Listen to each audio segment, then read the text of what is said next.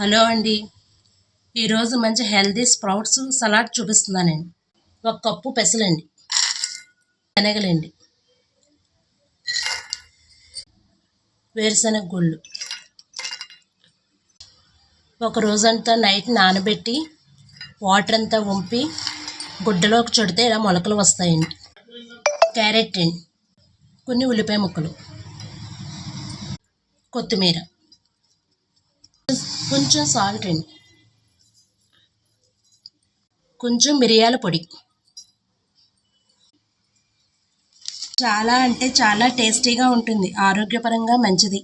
పిల్లలు పెద్దలు ఎవరైనా తినవచ్చు, గర్భిణీ స్త్రీలకు చాలా మంచిది.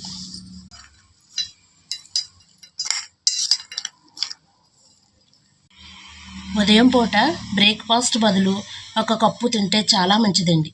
మీకు నచ్చితే ప్లీజ్ సబ్స్క్రైబ్.